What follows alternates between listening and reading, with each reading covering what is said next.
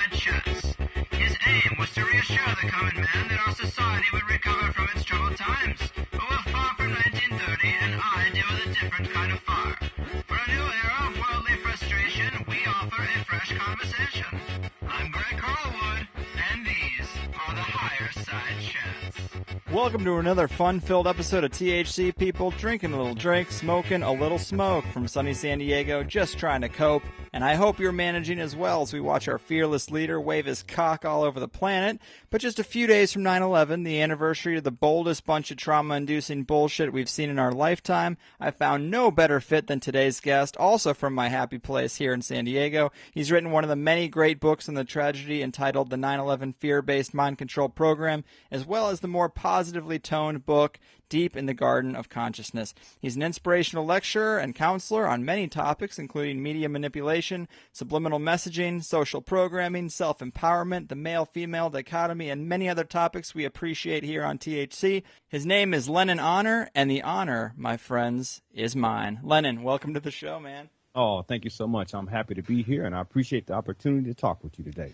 Yeah, man, I'm very excited about this. You've got a lot of great work out there, tons of great videos. There's several things I hope we can touch on, but I think we have to start with what's going on in this world right now. Again, just a few days from 9/11, I'm seeing us try to pull the same script from Iraq, and our Peace Prize-winning president and his puppeteers are trying to duplicate that in Syria. I mean, what's your take on this stuff, man? Yes. Mass media operates in cycles. So in general, there are themes that are represented over and over again. And this is precisely what's taking place right now in Syria, and it's a replay of Libya, but it also has a relationship to Iraq and going back to September 11, 2001, and the whole propaganda about weapons of mass destruction and Hussein uses biological weapons against his own people. These are scripts. They're basically regurgitated throughout time, and that's precisely what's taking place in Syria. Yeah, I mean, it definitely seems that way. Obviously, on a show like this, we've talked 9/11 to death. No pun intended, but your 9/11 book focuses on the mass psychological trauma and the injection of fear into the culture. And usually I'm very cynical about how the human race is doing, but I have to say, just in the context of the terrorism meme, I think most Americans have gotten past that. I mean, what do you think? Yes, I would say this would be the case for the general population to a degree. However, this does not resolve necessarily the subconscious trauma of September 11, 2001, and then also all of the triggering of that trauma, which includes all of the terrorist propaganda. I think since September 11, 2001, more and more people have come to realize that in terms of terrorism, Al-Qaeda, Osama bin Laden, that much of this is just simply propaganda. It's not substantive. It's not backed by evidence or proof that would stand up in a court of law or otherwise.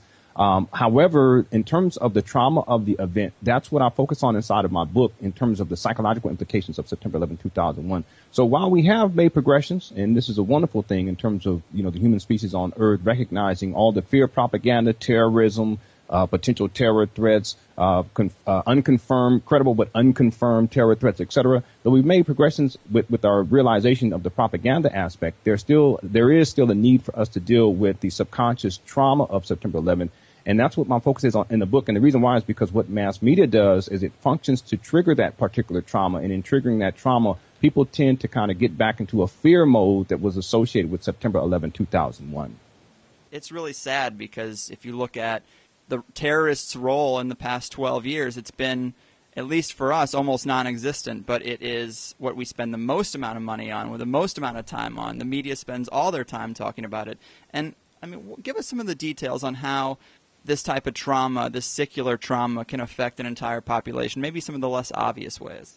Yes. And what I talk about inside the book, just looking at it from a psychological standpoint, the event of September 11, 2001 was the most traumatizing event of our time. And this particular trauma, in terms of the interpretation of that trauma, was not processed consciously. Okay, so I think people need to understand this dynamic in terms of human psychology. Instead, it was interpreted on a subconscious level. And there were three main reasons why I talk about this inside the book. The first one being sensory overload. Whenever you overload a person's senses, their conscious mind begins to experience a degree of psychological trauma, and then the subconscious mind kicks in, takes that trauma, submerges it within the subconscious mind. It's a defense mechanism. It's what they call, psychologists call a psychological defense mechanism. Mm-hmm. So on that day, we were bombarded with it's sensory overload, bombarded with images, video footage, audio, reports, et cetera, on that day, and it was all condensed really within an 8-hour period. After that first 8-hour period, and this also means viewing all the death and destruction and carnage and all the trauma associated with that. After that 8-hour period, there was pretty much a standardized version of events in terms of the official version. Not that it was solidified, but at least it was coming into view. It was all propaganda too, Al-Qaeda and Osama bin Laden, et cetera, these Muslim terrorists, et cetera.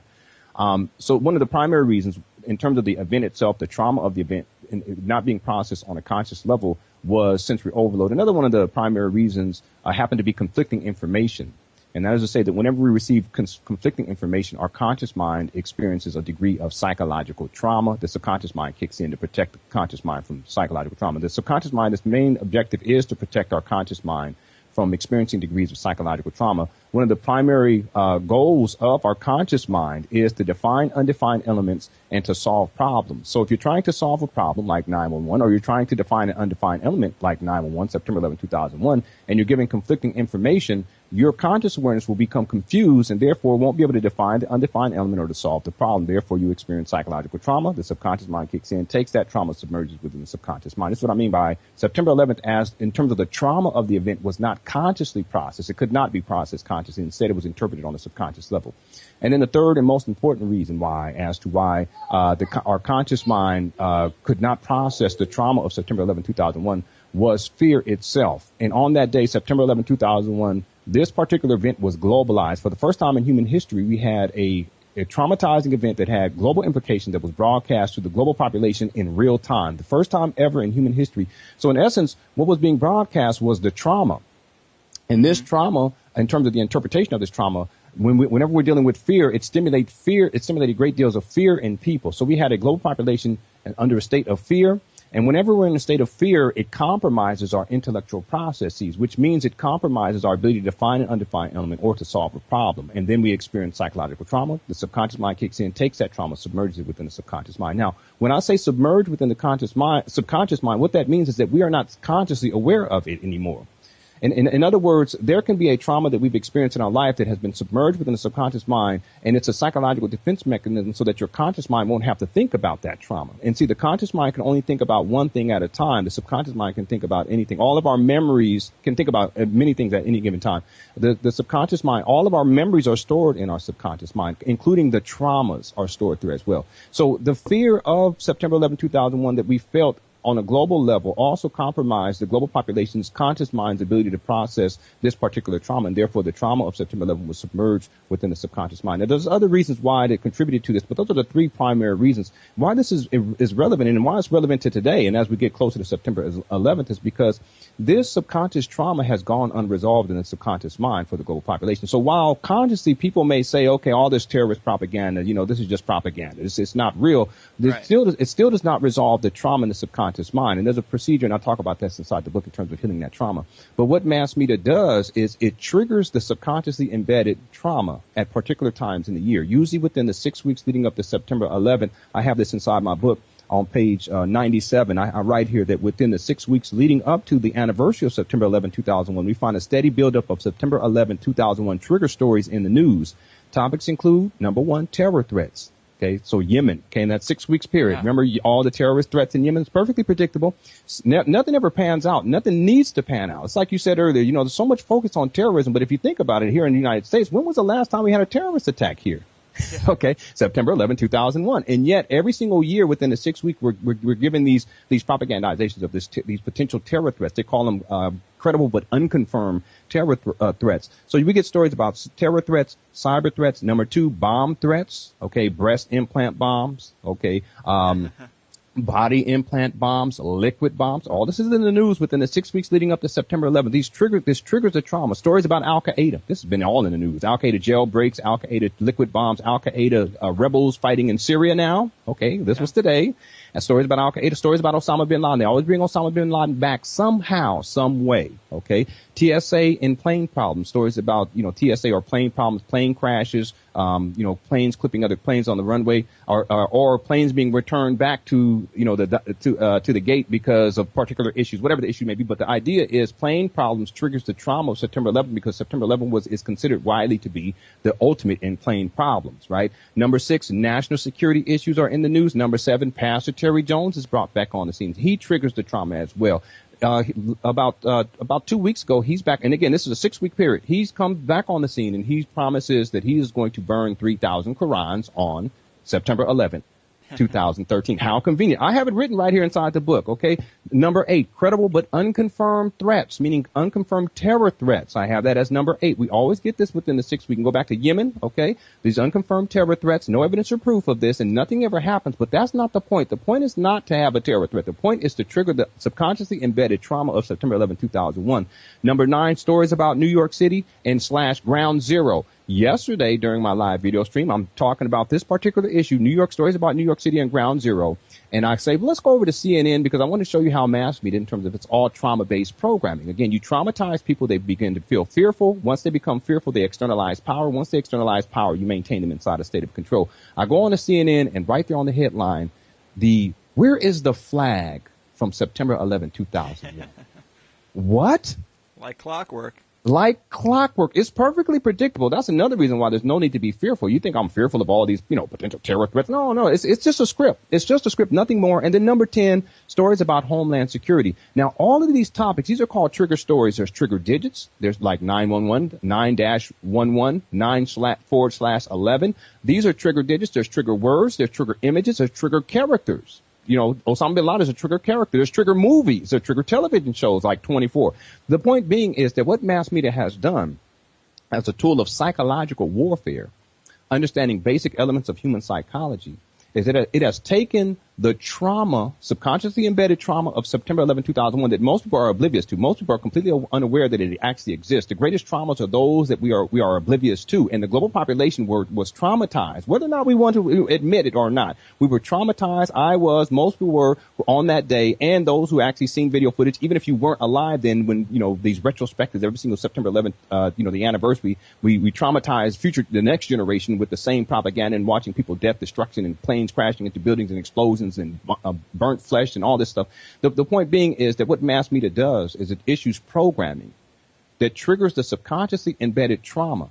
And because it's triggering the trauma that's unresolved in the global population, on a subconscious level, people begin to feel antsy. They begin to think that maybe a terror attack is imminent. And then on a certain level, they begin to feel fearful. And then they begin to externalize power again, like on September 11, 2001. And then that's how you maintain people inside a state of control. If you know a person's trauma, all you have to do is trigger their trauma, and they're going to react in a very precise way. This is precisely what mass media does within the 6 weeks leading up to September 11th every single year. And this has been going on for 12 years. Let me just say one other thing, and that is that under normal circumstances, the subconscious mind would have resolved the trauma of September 11, 2001. This applies to any trauma in our lives, too. Whatever the trauma you've been through, I've been through trauma. It doesn't matter. Anyone listening here, you've been through trauma. Under normal circumstances, your subconscious mind, if it's given an opportunity to resolve a particular trauma, it will do it normally and naturally. However, if the subconscious mind is repeatedly traumatized, I'm going to say it again, if the subconscious mind is repeatedly traumatized, the subconscious mind, which is not aware of past, present, and future, it believes that everything is taking place right now. Whenever it is re-traumatized, it believes that September 11th is taking place all over again. How, therefore, can it heal the trauma if it is always thinking that September 11th is taking place all over again in the 6 weeks leading up to September 11th of every single year? So my point being is that understanding basic elements of human psychology and then understanding media cycles, because it's cyclical, you can get a very clear perspective in terms of the degrees of psychological warfare. And I say inside the book that the greatest means of control is not actualized through the manipulation of the psychological condition of the human species. The greatest means of control is actualized through the manipulation of the psychological condition of the human species. Actually, let me rephrase that. The greatest means of control is not actualized through military might, physical subjugation, or brute force. It's not physical. The greatest means of control is actualized through the manipulation of the psychological condition of the human species. Oh, I totally agree with that. I mean, and it's funny because, and I'm kind of guilty of this too, but on Facebook right now you're seeing all these no war with Syria posts. And it's great to put that out there. It's great to put your stance out that you don't want this war, but our leaders are probably going to drop bombs. They are probably going to kill people, and those posts aren't going to make a difference, but people get so horny in this country for freedom, and everyone's so proud of how free they are, but nobody's free. Try deciding you want to go to the beach with your family instead of to work tomorrow, and you watch your entire life collapse. That's not freedom. And what can we do to get out of this cycle? What can we do to actually put our foot down against the people we've elected and stop some of this stuff. Yeah, well, see, the thing is that the reason why people are elected and this illusion of government exists is because they externalize power. And there's a 4-step process in terms of how people or in terms of this procedure, because it comes down to mind control. Because even how people react to these stories, it's really about mind control. Prior to these stories coming out, people don't care about Syria. Okay. Right, prior to Trayvon Martin and it becoming a media blitz, that's what I call it, media saturation. No one cared about Trayvon Martin. Okay, we can go down the line, okay, and people can say, oh, that's insensitive. No, I'm telling y'all that the reason why people focus in on particular topics is not because it's relevant to them. It's because media told them to. It's a reaction. It's a reaction. It's reactionary. Okay, so it's not proactive. It's reactive. And my point being is that one of the reasons why in terms of the illusion of government exists is because of a 4-step process. And the first thing is trauma. Okay, September 11th as an example. You traumatize people. And people are traumatized throughout their lives. They're traumatized by events that they experience. They're traumatized by the public education system. They're traumatized by television. They're traumatized by movies. That's why when you go on, you're traumatized by the news. It's called horror news. You go on to CNN right now. You go on to Reuters. You go on to Fox, Al Jazeera. You go on to RT. It doesn't matter where you go, and it's all death, destruction, war, and gore. We live in a trauma-based culture. And the point being is that whenever you traumatize someone, they begin to feel fearful. And once people feel fearful long enough, they begin to externalize power. What that means is that at a certain point, they believe that whatever the problem is, real or fake, they think that someone else must come to save the day. They need someone to rely on. They need someone to take care of them. They need someone to make it okay. Okay, that's where government comes in. So the point being is that it's 4-step process. You traumatize people. They come in levels of fear. They externalize power, and then that's how you maintain them inside of a state of control. Now, government literally translates to mind control. So, in other words, government to govern means to rule or to control. Government, M-E-N-T, that is a derivative of menti, which means mind. So it literally translates to mind control. So the point being is that the manner to which the perception that people have of government is based upon mind control, and government itself literally means mind control. So in terms of it's paradoxical in essence, because what we have is that the reason why people believe that there is a government is because of mind control, and government literally means mind control. Now I'm going to say this, that the politicians that are elected, they are elected because people externalize power. But the reason why people externalize power is because they are fearful. They feel like they need someone else to save the day or to take care of their problem, to solve their problem. And then the question becomes, why are they fearful? They're fearful because they're always traumatized. The point being is, and I'm going to say it, Barack Obama has no power. He's just a front man. He is just an actor who reads his lines. This is what I call the global motion picture stage show. That's why when people post all these things on Facebook, they're just misdirected, because what they're doing is they're focusing on the puppet as if it really matters, as if he's the one making this decision. No, what he does is he does like every single actor in Hollywood does. He is given a script. He reads his lines verbatim. And he does what his puppet master tells him to do, or masters tell him to do. So the point being is that, and I want to take this a step further. People are talking about, we don't want war with Syria. It's not a war. Okay, a war, there has to be two sides to a war. And I want people, yes, but I want people to understand this. Have you yet seen a standing army in Syria? Have you seen conclusive evidence and proof of because see what's taking place in Syria? Getting worked up. Yes, that's right. But I'm saying you can't have a war unless you have two sides. But have you seen a standing army in Syria? Did you see a standing army in Iraq? Did you see a standing army in Libya? Okay, now the reason why I'm saying this is because this is just a script. It's like a stage show movie. It's called the regime change script. This is how you get regimes out of power. You don't necessarily have to have a war, just have a rumors of war. And then what we find is that we never see any evidence or proof of a battle between the NATO forces and the standing army. Why? Because there is no standing army. So people, let's be clear. As we continue to react, let's ask questions. Do we have any evidence or proof that would make us need to react in the first place? And the answer to that question as it relates to war nowadays, because we're talking about psychological warfare. We're not talking about physical, because it's not necessary anymore. You just have to give people the illusion of a war. You traumatize people with the potential of a war. People become fearful because they believe that there is going to be a war. And as a consequence, they externalize power, and then they externalize power to the very people that they believe that they're in objection to, like Barack Obama. So the point being is that, I mean, it's just like a matrix of confusion. And that's why when we get to the point where we're simply reacting based upon traumatization and fear, I understand that nothing will change. If we want to change anything, the change starts from within, and we have to, in the first place, begin to internalize power. See, the thing is, and I'll just end with this, that for me, potential wars in other countries that never happen, you got to have evidence of proof. See, back in the day, let's just use some critical thinking here, and this is a logic stream. In the 50s and in the 60s, when there was a war, we would see video. Well, I wasn't alive then, but there was video footage that was circulating on the television. For instance, Vietnam, horrific graphic images that you can find nowadays. You can just Google it, or you can go onto YouTube and you can find it, and you just see horrific, and you see both sides fighting, you see both sides death and destruction, because it was a real war. These days, however, you don't see that. You don't see the war in Iraq. You don't see these images, the video footage. In terms of Libya, you don't see it. You don't see these rebels fighting against a standing army. In Syria, you don't see these rebels fighting against you may see a quick snippet that doesn't really define anything, and it's shaky, so forth and so on. The point being is, how is it possible that 40 years ago, when there was a war, there was video footage as evidence or proof to prove that there was a war?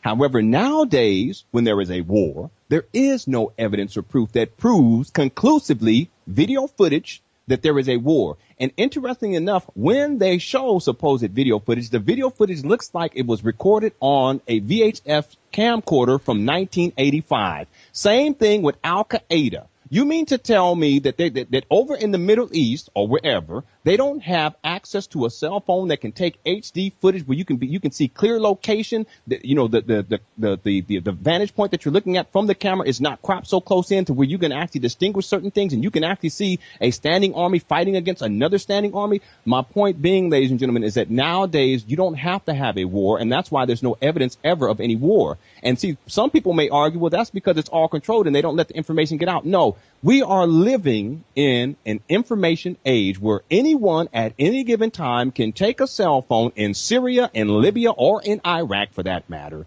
take video footage of the standing army fighting against these rebels, or the standing army fighting against NATO, upload it onto YouTube, and everyone all around the world will be able to see it. And yet, this is not what takes place. Same thing with the BP oil spill in the Gulf of Mexico. The same thing with the supposed death of Osama bin Laden. They don't have to be real events. You just issue the propaganda, and people buy into it, and people react. Why? Because they're being traumatized, they react in fear, they externalize power, and ultimately they maintain themselves inside a state of control. So I want people to understand that nowadays it's not a physical war. It's a war of human psychology. It is manipulating people's perceptions so that they will believe that there is a war without any evidence or proof. So what I'm saying is that if we go back 40 years ago and we go to the Vietnam War, are we led to believe that somehow nowadays technology has regressed? That nowadays we don't have the technology to take video footage and upload it onto the internet. Although back in the day, in the 60s and 70s, when there was wars that were taking place, the technology was there then. No, the truth of the matter is that nowadays, much of what we consider to be wars are not actual physical, tangible wars. It's an issue of perceptions management, and our perceptions are being managed. This is what we call mind control, to we believe in things without any evidence or proof. Now, I will say this, that if there is a war in Syria coming up here shortly, okay, and I will propose that it has nothing to do with Syria anyway. It has to do with September 11, 2001, and the reinstallation of what I call the 911 fear-based mind control program.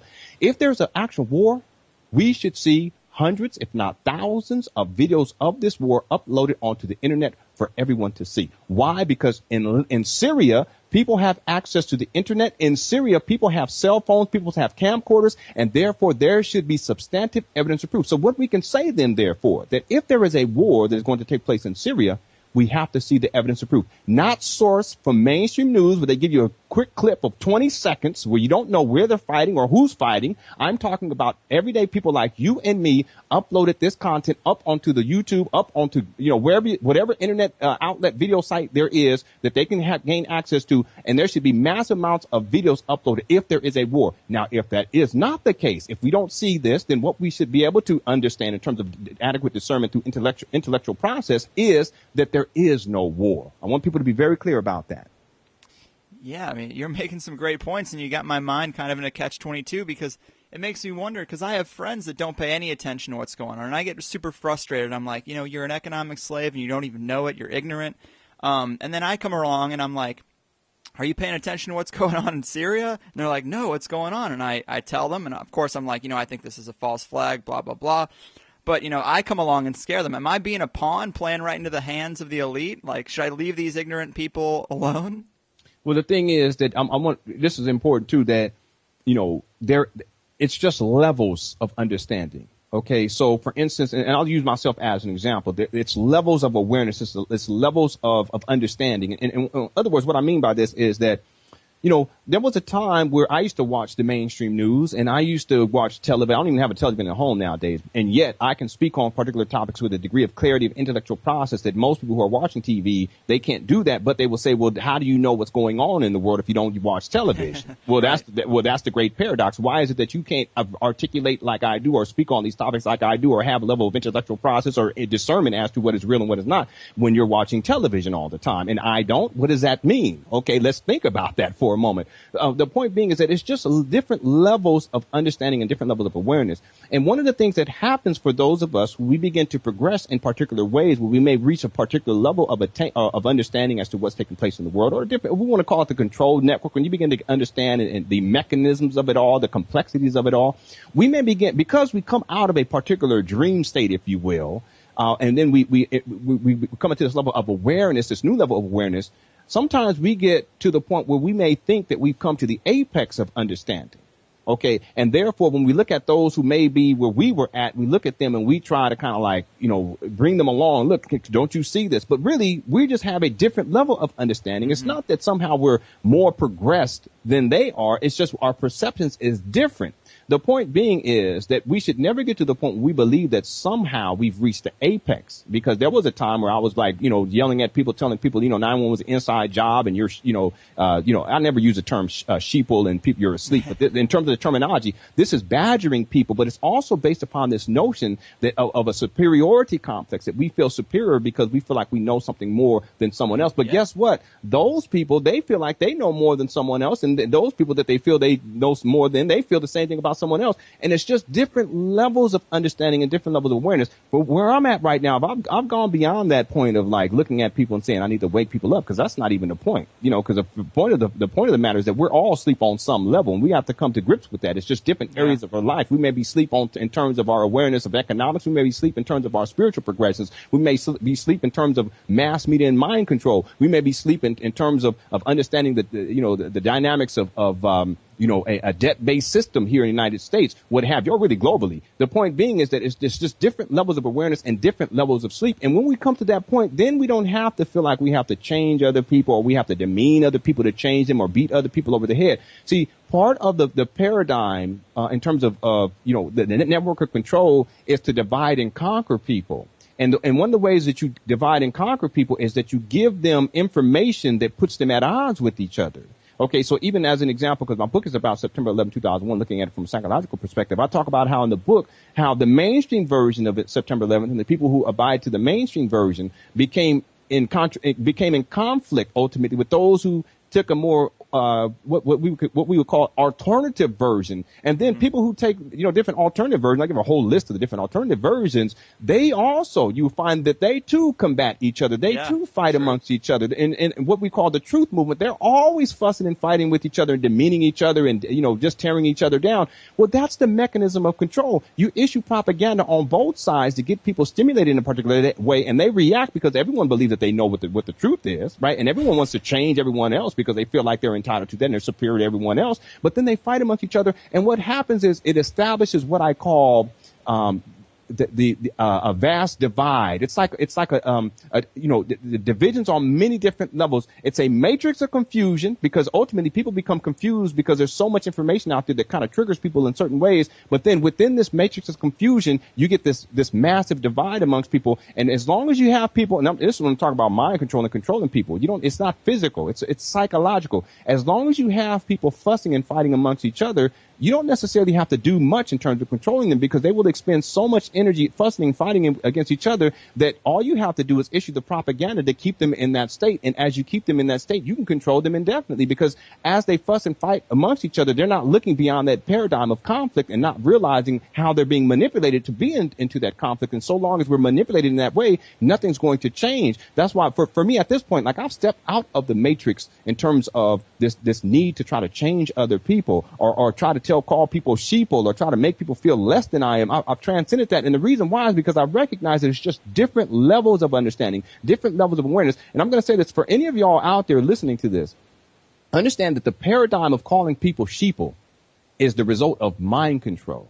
Okay. It's not that you woke up as a child and you said to yourself, I'm going to call, you were born and you came to a level of understanding. You said, I'm going to call people sheeple. No, this is propaganda that has been issued, and mainly from the quote-unquote truth movement mouthpieces. And this sense that somehow people are less than, it sets up a dichotomy of superiority and inferiority. And as long as you have these concepts of superiority and inferiority, people are going to be in conflict with each other. It's just like the concept of race, which is just a concept.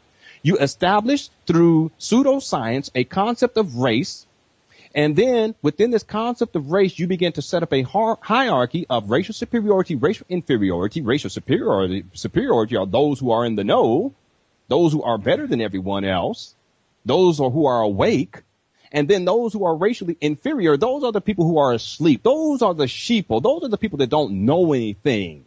Yeah. Okay. And then what happens is now this dichotomy in terms of this hierarchy, if you will, sets up and establishes this need for conflict. And ultimately, this conflict leads to the perpetuation of the control because, again, as long as you have people in opposition to each other, nothing's going to change because they're going to exacerbate themselves. In other words, they're going to use so much energy focusing in on their own conflict with other people, calling each other sheeple, calling people conspiracy theories, nut jobs, so forth. So it goes both ways, and they're in conflict. Well, look, keep people in conflict about what they believe took place on September 11th. Keep them in conflict about religion. Keep them in conflict in terms of race. Keep them in conflict in terms of male-female relationships. And as long as you keep them in conflict, it's so much more easier to control them because they're not focusing in on how they're being controlled. They're just focusing in on fortifying their control by being in opposition amongst each other. I mean, you're making great points, and I completely understand. It's hard because I want things to change in this world, and I get frustrated because some people aren't paying attention, and that creates that conflict. I take the anger that I'm getting from my situation and I project it onto people that aren't paying enough attention. And yeah, that's not right. But you did mention male and female roles, and I do want to talk about that because you've done some great work there.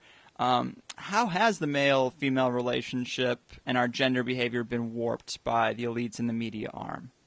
Yeah, one of the things that mass media does, and I've been talking about this on a live video stream, is that it's not designed to give us truth, evidence, or proof. It's designed to give us fear.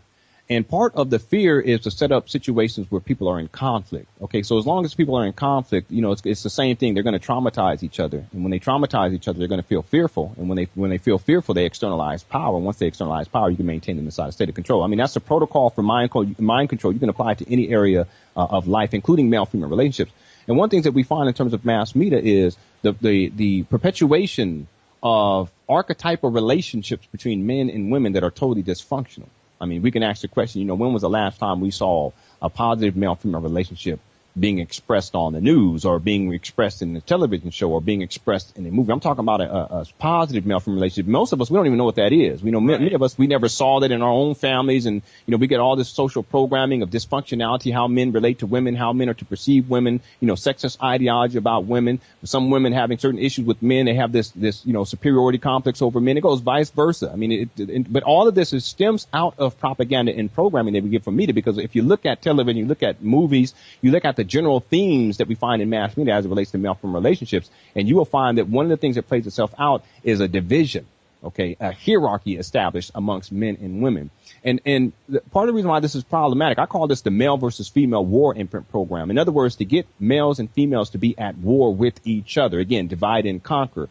And there's so many different strategies that are employed in order to get us at odds with each other. And as a consequence, one of the things that takes place is the devolution of the establishment of positive male-female relationships, which is the foundation of a family institution. And the family institution is the foundation of anything that is transformative on planet Earth that reaches beyond one generation. You see, the control network, it reaches beyond one generation. It's ingeniously set up to where it's going to perpetuate itself so long as people maintain it as is and continue to do what we're doing. It's going to perpetuate itself. It can for thousands of years. Okay, it's self-sustaining. That the force that presents to it its greatest opposition would be that which reaches beyond one generation, because you're going to have to deal with it across generations. I know we want to change things right away. Oh no, brother, let me tell you, it's going to take generations. We got to be patient with this process. I understand. I know. I see the network. I see the programming. The matrix itself. I understand how it functions, how it's manipulating people. But it's going to take many, many generations down the line. So in terms of us as a species reaching into new future generations, how do we do that? We do that through family institutions. But how do we do that? We do that through positive male-female relationships. So the question becomes, how do we do that? See, the issue is that what mass media has done in terms of propaganda is that it has issued for decades now, this need for men and women to be at odds with each other, for us to be in competition with each other, to see each other as our opposites. That's why we say things like opposite sex. Well, opposite implies opposition. Opposition implies war. War, that's the male versus female war imprint program. So even the terminology, we can begin to change the terminology. No, my wife, she is my complementary. Okay, you see, so I say my complementary half. Okay, this is positive male-female relationships. We work with this concept that we call the wholeness principle. My wife is not outside of me. We're part of a whole. I'm just a masculine representation of her. She's a feminine representation of me. And we work our family institution this way. We have 5 beautiful children. We raise them at home. We homeschool, so forth and so on. We don't complain so much about what the system is doing. We don't complain about the propaganda and programming that is in the public education system. What we do is we've established a positive male-female relationship based upon a wholeness principle. We've established a healthy, vibrant family institution, and we're raising in the next generation so that they're not experiencing what we experience in this quote unquote matrix. And if my children do the same, and their children's children does the same, and their children does the same, now we have something to be in opposition to the control network. But it's not going to happen in one generation. So I want people to understand is that's why the main focal point in terms of the psychological warfare as it relates to the disempowerment of the species is on male-female relationships. And that's why a lot of the alternative media propaganda is useless, because it's not focusing in on the need for us to come together as men and women, which is the foundation of life. Instead, we're focusing in on conspiracy theories. We're focusing on reptilian shapeshifters. We're focusing in on martial law and HARP. We're focusing in on FEMA death camps and FEMA coffins. All of that, I understand. Like, I've gone through all that. Most of y'all, if you're into that stuff, look, understand, I've been through all that. If you sat down with me for 15 minutes, I will run circles around you. You will literally be, your jaw will drop, and you say, oh, I didn't even know that. Yes, I've already been through that. But see, at a certain point, it's just levels. You get to a certain point and you realize, what is the most efficient and effective means of transforming the reality that we're experiencing collectively as a species here on planet Earth?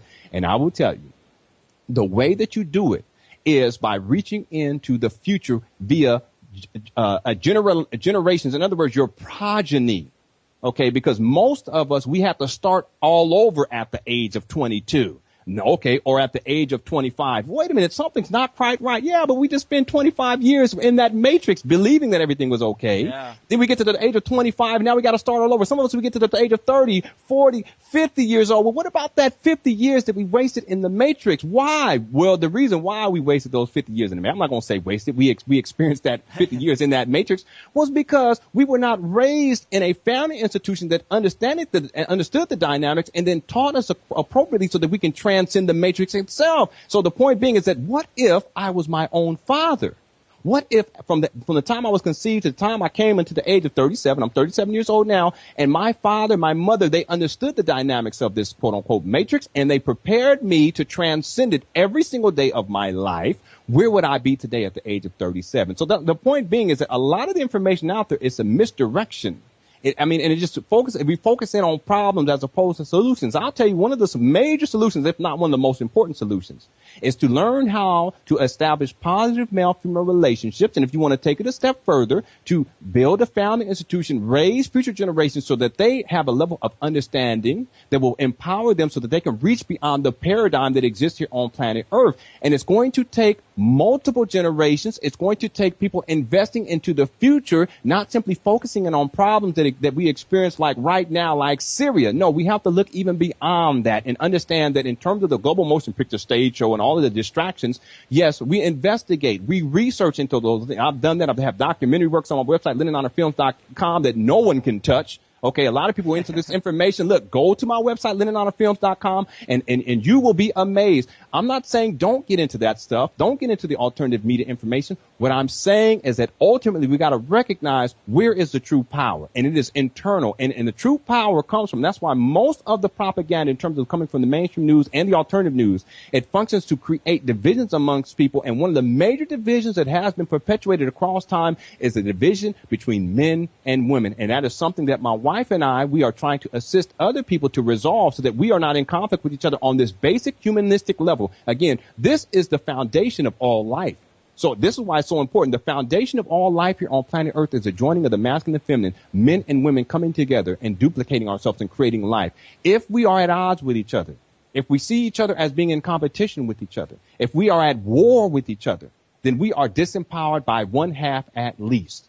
And the point being is that if we are already struggling to try to attain a level of respectability here on planet Earth as a species in the midst of the control network, well, how much longer are we going to struggle if now, instead of operating based upon 100% a man and a woman, we're only operating based upon 50% a man alone who's in opposition with a woman, or a woman alone who's in opposition with a man? See, what I'm saying is that we have to embrace our full power. And you understand, men, that you are half of the equation. Women, you are half of the equation. You join with your species half in a positive male-female relationship. Now you got some power to work with. And not only 100% power, but then you create children, and those are additional power plants inside your power structure. You do this for future generations. You do this for 100 years.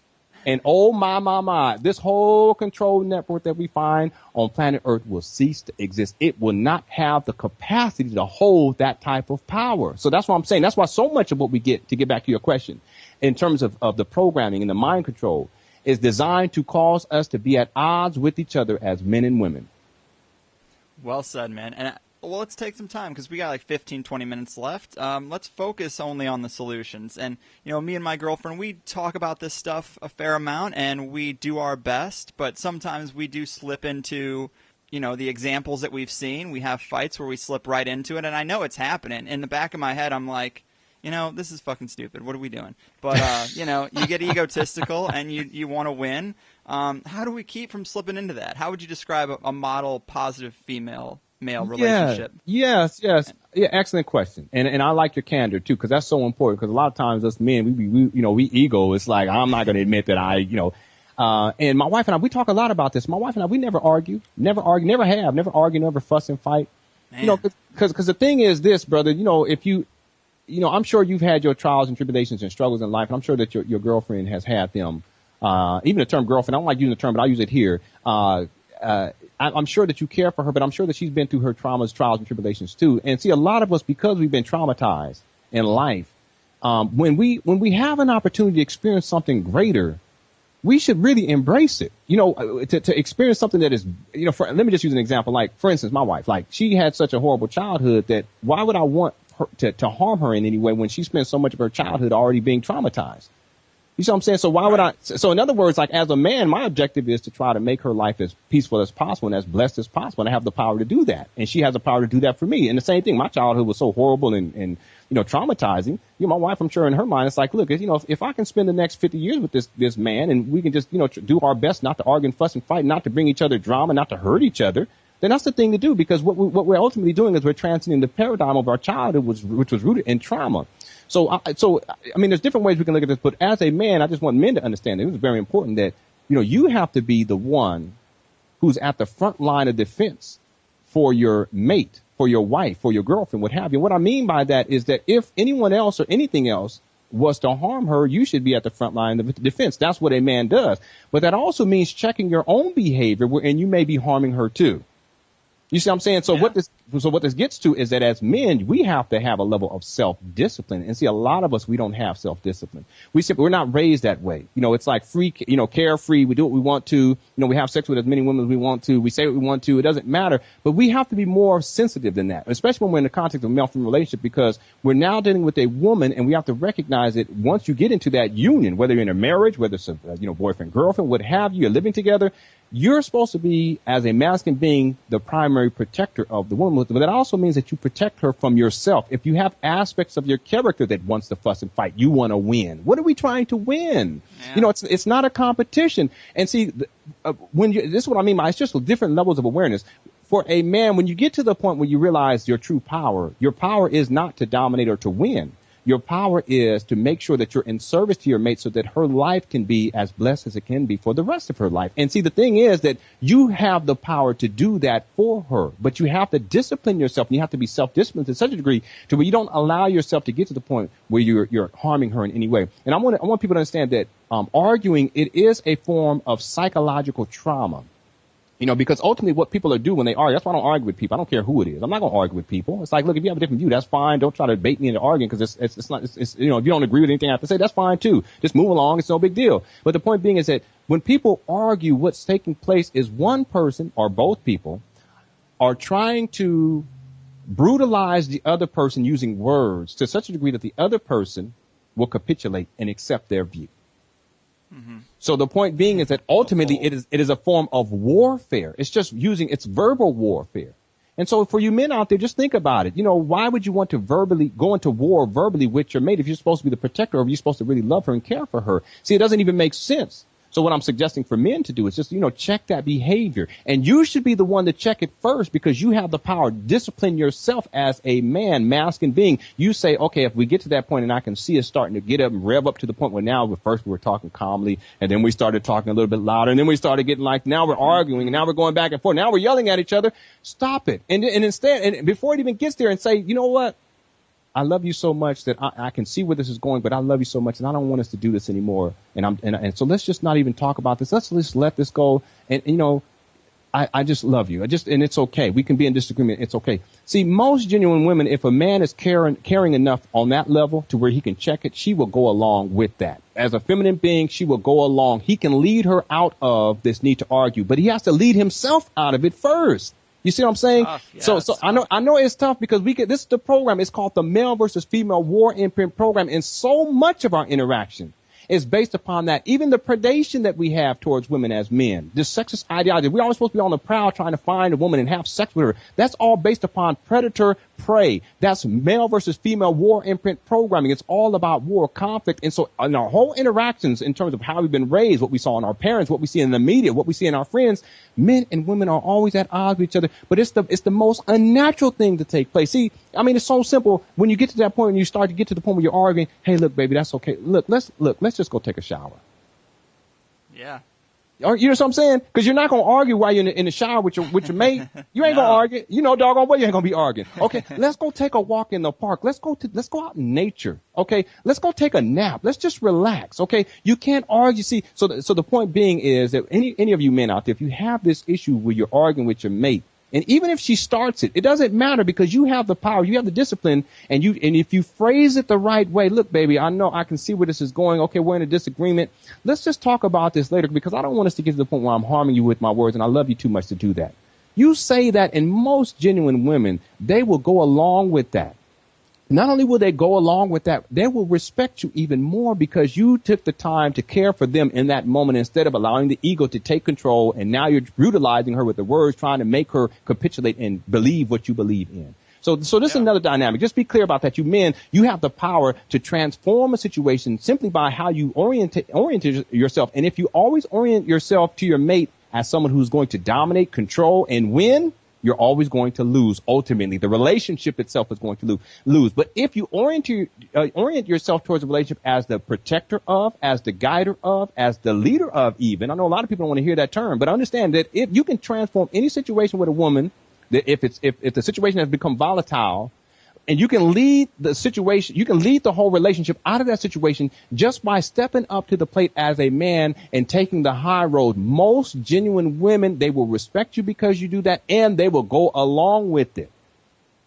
That's great advice, man. Let's look at the flip side of the coin. I mean, for the females out there, what should they know about being strong women? Where's their role put them?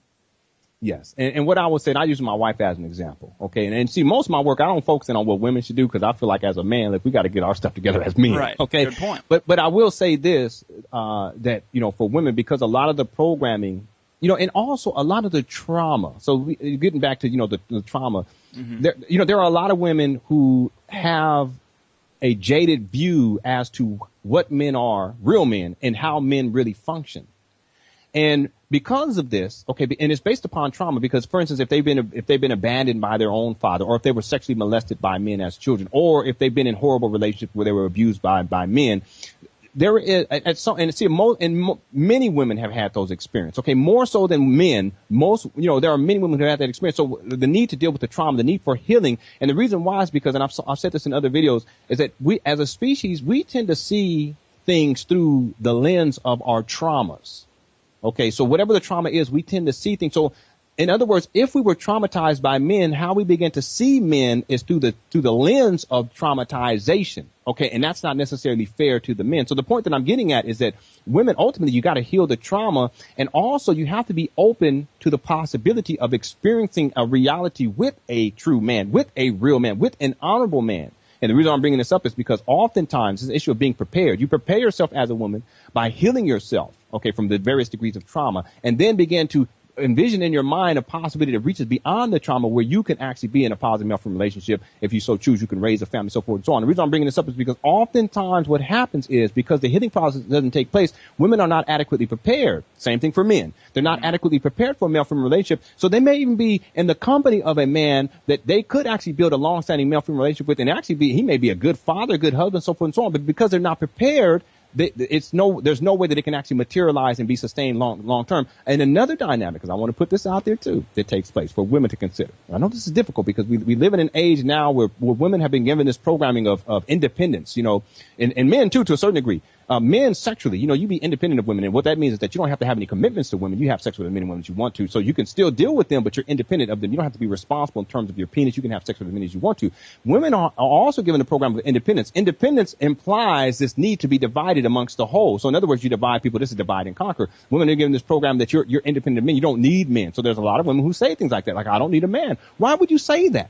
Because when we say that, because the idea is that when we say that you don't need a man, it's like a man saying I don't need a woman, but that's because the value that the man places on the woman is low, and the value that the woman places on the man is low. So where does that come from? So what I'm getting at ultimately here is that for women to understand that if you go through the healing process and prepare yourself for a positive male-female relationship, you prepare yourself for a marriage, so forth and so on, you also have to prepare yourself to be within a relationship where you're dealing with a true man, an honorable man. You see what I'm saying? And if you bring the baggage of trauma into the equation and you put that trauma on him, it will be unfair to him.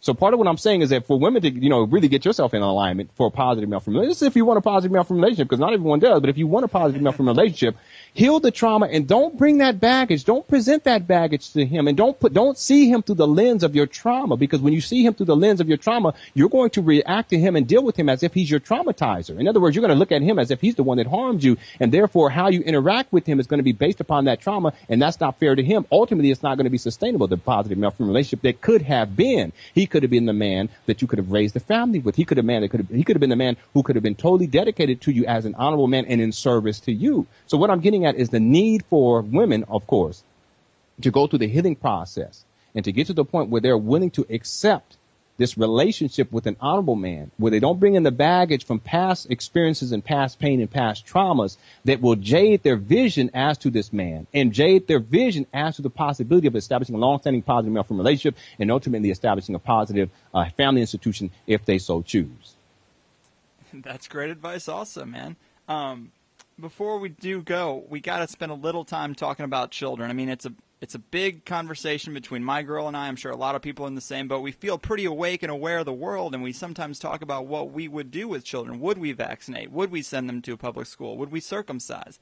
And these are really tough questions because it's easy to make unpopular decisions for yourself, but it gets a little scary when you're talking about another person's life. Yes.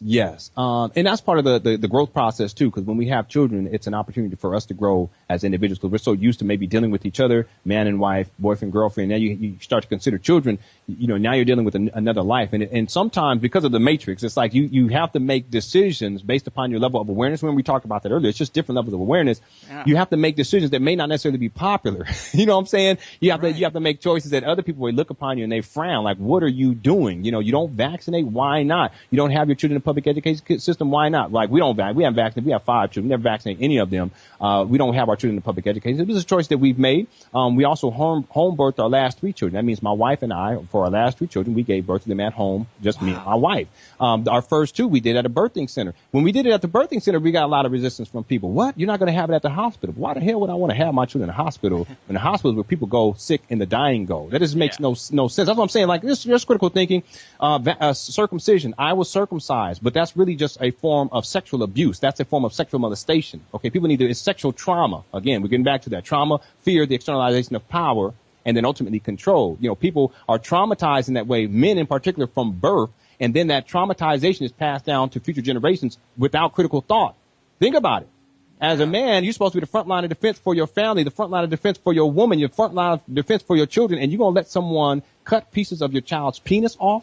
And you call yourself a man? Get the hell out of here. So my point is, see, a lot of things that we do, even though we may feel uncomfortable with the choices that we make and we may get resistance from people, a lot of things that we do, it's not based upon intellectual process. And ultimately, as a man, you're compromised. Your masculinity is compromised when you cut pieces of your son's penis off because it was done to you. Well, just because you were sexually molested, that means that your children have to be sexually molested. Just because you went to the public education system, that means your children have to go to the public education system. Just because your father was abusive to your mother, that means that you have to abuse your wife. Just because your father was a drug addict, alcoholic, a crackhead, that means that you have to do the same. No, do something better, bro. Why? Because you have the power to do something better. So there's a lot of things that we do that are just simply programs that are passed down from one generation to the next, and it traumatizes the next generation. And when we begin to think in terms of our family institution, we're dealing with someone, we begin to think, okay, how are we going to navigate this? What's the best course? What I always say is always do the best thing for your child. Do the best thing. It doesn't matter what society has to say. It doesn't matter what the quote unquote government has to say, or Barack Obama has to say, or the public education system, or any truth movement mouthpiece has to say. It doesn't matter what Lenon has to say, okay? It does not matter. What matter is, as a man and woman, you all get on the same page. What is the best thing for my child? Now, if the best thing is to have them in the public education system based upon your situation and circumstances, then so be it. If the best thing is to circumcise for you, although I don't see how it is, you're on the same page as men and women, then so be it. You make the choice together. You get on the same page. If you want to become a vegan or a vegetarian, you want to do things a little bit different, get on the same page. Okay, do it from the beginning. Even do it before conception. A lot of people, they wait too long. Then they get into conflicts. The male versus female warfare program. The woman wants to home birth. The man wants to have it out of the hospital because they didn't plan. The woman wants to homeschool. The man wants it in the public education system. The man wants to cut pieces of his son's penis off, but the woman's like, no, I don't want to do that. Okay, get on the same page. The point being is that ultimately the decision is between the two, and you always put it in the context of what is in the best interest of our children. Fascinatingly enough, too, the reason why this global system of control exists is because it is passed down from one generation to the next. Yes. With what we do, how we behave, how we relate to each other as men and women, how we choose to give birth, how we choose to conceive children, how we choose to educate them. Y'all do understand that the education system is designed to perpetuate the system. That's what the public education system does. So what I'm saying, just to make a short story even longer, dear brother, is that ultimately it comes down to a man and a woman in a committed relationship asking the critical question, what's in the best interest of my child in terms of its education, in terms of its health, in terms of vaccination, in terms of really, even the term that they use. I just say, look, cutting pieces of your son's penis off, whatever the case may be, what's in the best interest of the child. And as long as if you commit to that and you honor that, you will find that you will make the best choice. And when you make the best choice for your children, you will be rewarded. I mean, their growth.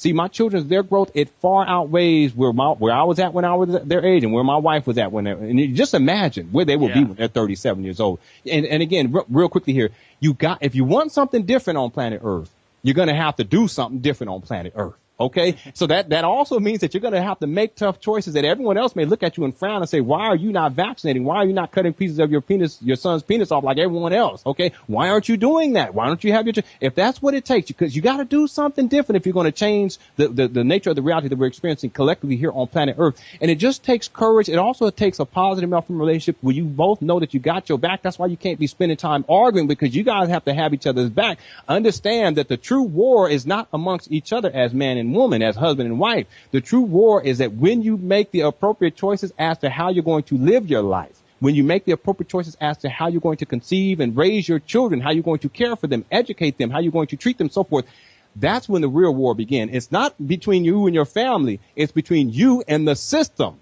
Yeah. You see what I'm saying? So you got to be on the same page, and you can't be spending time arguing, fussing, and fighting with each other, because that energy, you're going to need that energy as you deal with the system that wants you to cut pieces of your son's penis off, that wants you to vaccinate your child to compromise their immune system at an early age, that wants you to put them in the public education system where they'll be, basically controlled and educated by external forces as opposed to being educated by that which created them, the mother and the father. They'll be cared for by something external of their creator. They will be fed by something external of that which created them, their mother and their father. That's what the whole system is designed. It's designed to destabilize the family union and to break the family unit up from the beginning. And it is broken up from the beginning, ladies and gentlemen, from when we cut pieces of our children's penises off, when we have these children inside the hospitals, when we put our children in the public education system. That is breaking up the family institution. If you want something different on planet Earth, you're going to have to do something different on planet Earth. Man, I mean, that's so well said, and I completely agree about the patterns repeating. You see your dad come home from a job he hates for your entire life and just have a beer and watch The Tonight Show and repeat the pattern while he hates his life and he wants something good for you, but he's sending you to public school, and you end up getting a job and going to college and doing the same damn thing. And, a lot of people, I think, like me, want to do something different, but it's just so hard when the only examples we've seen are bad, are shit examples. So, then you have to take the real risk. It seems like a risk to not vaccinate your kids. And it's just like, you don't want something bad to happen. I might want to have a birth at home, but what if that umbilical cord's wrapped around the head and that guilt, I don't know that I could ever deal with that. Like, it's tough when you're going against the grain to really know. You're kind of just in the dark on what to really do. Yeah, well, you got to have courage. And for instance, like we've had that experience with one of our children with an umbilical cord, but that's not a big deal.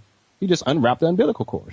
Okay. I mean, really. Like a yo-yo. Yeah. I mean, it's in the umbilical cord. I mean, it's not like it's a cord like or a chain. It's you can move it. Like you can actually stretch it out. That's what I'm saying. The part of it is that it's a lack of understanding, a lack of research. You got to research these things. I'm not saying, look, people don't just do what we do, my wife and I. You better research first. Okay. Get the information and then decide. Okay. Don't decide because, they're doing it. We're going to do it too. No. We decide to do it, but we research first. Okay. We researched it and we have packets of information, and so we were fortified. And it's not complex, it's not difficult in terms of birthing. Okay, well, when I say that, I'm just talking about the process, understanding the process, Sure. 3 stages of labor. Okay, there's work involved, of course. The woman does most of the work, but what I'm getting at is that it's an issue of education. It's an issue of empowering yourself with the information that you need to whatever capacity it may be, whether you're going to vaccinate or what have you. None of our children have been vaccinated. We haven't had any problems. They're healthier matter of fact, they're healthier than all of the children that I've ever come across with, which is most of the people that I've ever met who were vaccinated. Okay, why is it that my children never get sick? And they've never been vaccinated. And yet children who've been vaccinated in the public education system are runny noses, ear infections. They're sick all the time, throwing up, so forth, sick all the time. We didn't have any of those issues. No vaccine. Vaccinations, ladies and gentlemen, it has nothing to do with uplifting your immune system. It has to do with compromising your immune system by hijacking it when it's in its infant stages and triggering it in a particular way to react as if you are in a state of disease, even though you're not in a state of disease. In other words, they give you the disease so that your body reacts to the disease when your immune system is in its infant stages. It compromises the infant. That's like telling a child, look, you need to run 4 miles, and the baby just came up out of the womb, ladies and gentlemen. Yeah. Think about it. Okay, so the point being here, ladies and gentlemen, I know there's fear associated, but the fear is based upon a previous paradigm that made you fearful of the wrong thing. It made you fearful of your power to decide based upon what's in your child's best interest. And instead of being fearful of the fact that vaccinations compromise your child's immune system from the get-go, you say that that's what should be done, and I need to be fearful of the probability of me doing something different. Again, if you want something different, ladies and gentlemen, you're going to have to do something different. I'm going to say this too. Understand this, that this species, we are operating at a fraction of our power. And most of this power is taken from us very early on in life. That's why when we were children, we had those imaginations and we can imagine things and we just having fun and it was so beautiful. The system is designed to take that imagination, take that creativity, take that internal genius. Y'all do realize that we're born geniuses. We are born, literally, that's why we learn languages so fast. That's why we learn things so fast, because we are a genius when we're born. We are, right by the time we get to the age of 36, we've been so programmed, myself included, to where we lose our genius, okay? And the system is designed to take the genius away from an early age. The point being is that, ladies and gentlemen, as a species, we are operating at a fraction of our power. And the question becomes, why is that the case? Well, the reason why is because the system is designed to take away our internal genius that we come to the planet with. So when I see my children and their progressions, brother, I look at them and I look at myself and I say, oh, my goodness, I was so mind controlled. And here I am at the age of 37, whatever degree of intellectual process, well-spoken, what have you, different insights that may be considered to be quite complex, what have you. And there are people who would say, if they sat down with me, they would say, this dude is a genius. Well, what does that mean? Because I was a genius when I came to the planet. So what that means is that it took me all these years to get back to that point. What does that say? That says that on some level I was manipulated. And that was being in a system that compromised my degree of intellectual process. It compromised and took away, for at least a degree, my internal genius. So what I'm saying is that if we want to do something different or we want to experience something different for future generations that transcends the system, we have to preserve the internal genius within our children. And that's not going to happen if we keep doing what we're doing as a species, because we're going to still get the same result. You keep doing the same thing, you got to expect different results. That's insanity. No, if you want something different, you're going to have to do something different. If we want to turn the tide in terms of what's taking place, don't succumb to the fear and all the things we've been told to be fearful about. Look at the things that we're fearful about and master those things. If we're fearful about not vaccination, you better get the information that you need to empower yourself. If you're fearful about home birthing, go research, empower yourself. You will find that when you face the fear, largely of which is derived from a system that is that puts the fear in place so that stagnates us, denies us our internal genius, and puts us on path where we get to the point now we got to wait till we're 37 years old. We have a level of intellectual process. Understand that if you want something different, you're going to have to do something different. And in order to do something different, you're going to have to face the fears and recognize that ultimately, in most cases, I should say, that which we fear is actually our own true power. It's just an issue of realizing that power, coming to a level of understanding of it. And then we get to the point we say, you know what? The most natural thing for a man to do on planet Earth is to participate in the birth of his own child. Think about it, ladies and gentlemen. You man enough to put your penis inside a vagina and create the child, but you're not man enough to deliver your child? How do we get to, that's emasculating. How did we get to that point? Well, we got to that point because there's a level of internal genius that has been taken away from men, a level of masculinity, a level of responsibility has been taken away from men, to where we believe that it's okay now to have some other man who we don't know in between your wife's legs. Yeah, fuck that. You see what I'm saying? Yeah, you should think about that differently, people. I know. Think about it. I don't care if he's a doctor. I don't care. In between your own wife's legs. And not only that, he's bringing your child into the world, and the first hands that touch your child is some other dude's hand. Look, ladies and gentlemen. Externalizing power. That's right. That's what I'm saying. This system it's ingenious, ladies and gentlemen. Look.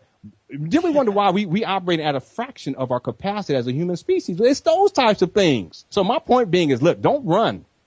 It don't mean that you have to give birth to your own child, or you have to. I'm not saying that, because it's a personal choice. It's based upon your situation and circumstance, because people's situation and circumstances is different. It depends on where you live. It depends on economic situation, what have you. And it also depends on the level of courage that you have as a man. Okay. So I'm not saying men go out there and do this, because I can't give medical advice. What I'm saying is you should at least have the balls to research and to consider it as a possibility. That's what I'm saying. And see, even in just considering it as a possibility, it becomes realized in your mind. And if you can consider it as a possibility and it becomes realized in your mind, but you decide, okay, I'm going to do it at a birthing center, or I'm going to do it at a hospital, that's okay, brother. What I'm saying is, when your son comes of age, you give him that option and you teach him that option. So that when he comes to the age of 27, 37, 47, he's not in a state where he's fearful, because he said, well, daddy already told me about that. You see what I'm saying here? Yeah. So in other words, we empower the next generation so that they can make a more adequate choice where it's not so much fear. They're coming from a place where, look, my daddy already told me about this. You see what I'm saying? So that's where I'm coming from on these types of issues. I'm not saying people do what I've done. What I'm saying is